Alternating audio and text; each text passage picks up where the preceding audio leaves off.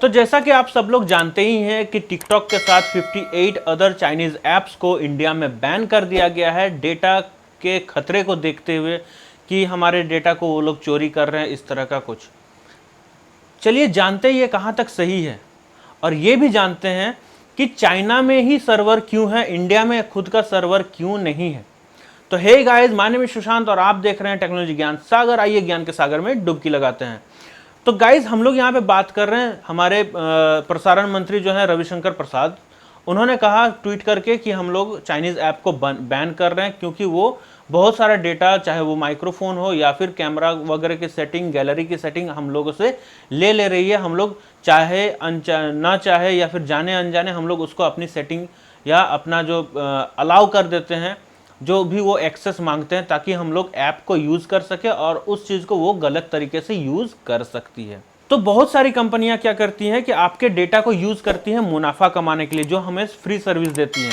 तो इसका एक उदाहरण देकर के समझ लेते हैं कि आप लोग कुछ भी अमेज़ॉन पर, फ्लिपकार्ट पर या फिर कहीं पर भी जाकर के कुछ भी सर्च करते हो, कोई प्रोडक्ट सर्च करते हो, उसके बाद आपने प्रोडक्ट परचेज नहीं किया, आपने बस देखा उसको और वहां से बाहर निकल के कोई और साइट पर गए, चाहे वो IRCTC का साइट हो या यूट्यूब का हो। यूट्यूब में भी आप लोग अगर देखोगे तो जो चीज़ आपने वहां सर्च की है वही चीज़ के एडवर्टीजमेंट आपको यूट्यूब पर या फिर IRCTC पर या फिर कोई और वेबसाइट्स पर जहां पे गूगल एड्स चल रहे हैं, वहां पे हूबहू वही चीज़ आपको वहां पे दिख रही होगी, ताकि आप वहां पे क्लिक करके डायरेक्ट परचेज कर सको।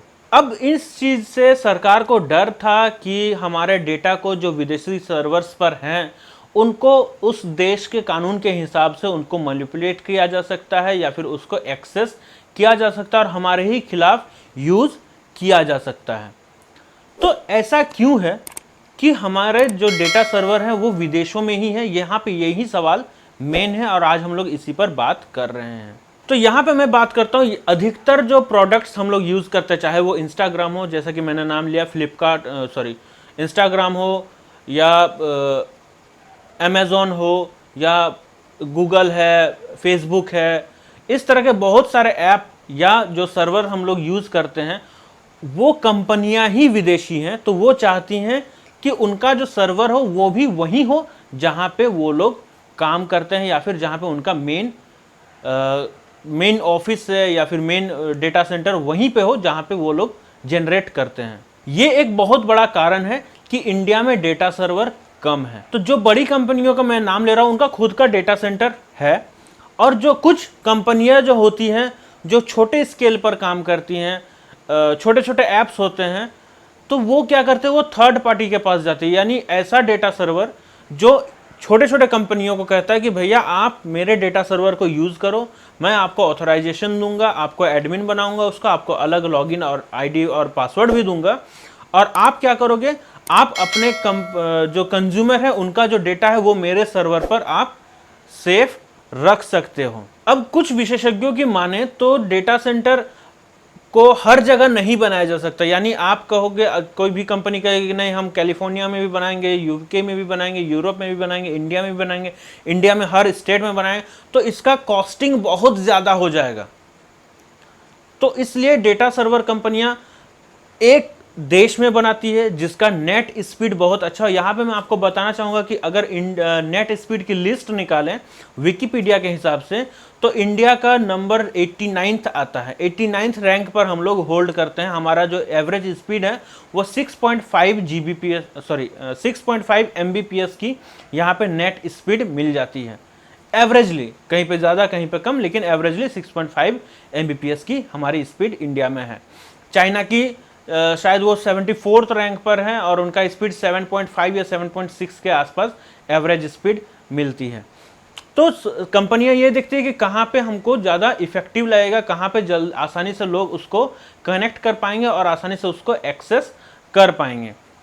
दूसरा जो होती है कि कंपनियां, जो थर्ड पार्टी कंपनीज होती हैं, छोटे छोटे कंपनीज होती हैं, चाहे वो इंडिया की हो या बाहर की हो, वो ये भी देखती हैं कि जो सर्विस प्रोवाइडर है उसका प्रोसेसर कितना अच्छा है या वो हमारे कितनी जल्दी हमारे डेटा को एक्सेस करने दे रही है।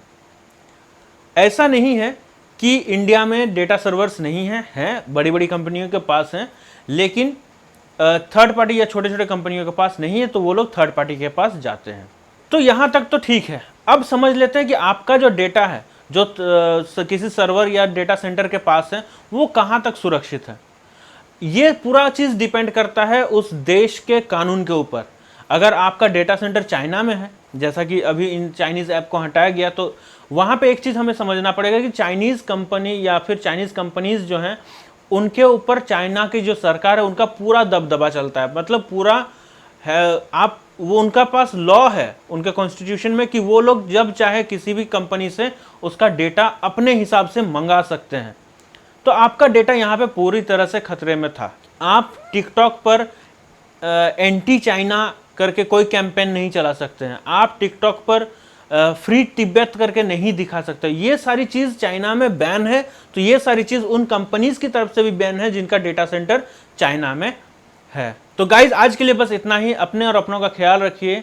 वीडियो देखने के लिए बहुत बहुत शुक्रिया। अगर आप पहली बार मेरे चैनल पर आए हैं तो चैनल को सब्सक्राइब कीजिए और बेल आइकन को दबाइए ताकि मैं इसी तरह के इन्फॉर्मेशन वाली वीडियोस लाता रहूं और आपको उसका नोटिफिकेशन जाता रहे। और अगर आप वीडियो को पसंद किए हैं तो उसको लाइक का बटन ज़रूर दबाइएगा। वीडियो देखने के लिए बहुत बहुत शुक्रिया। बाय बाय, थैंक यू, जय हिंद, जय भारत।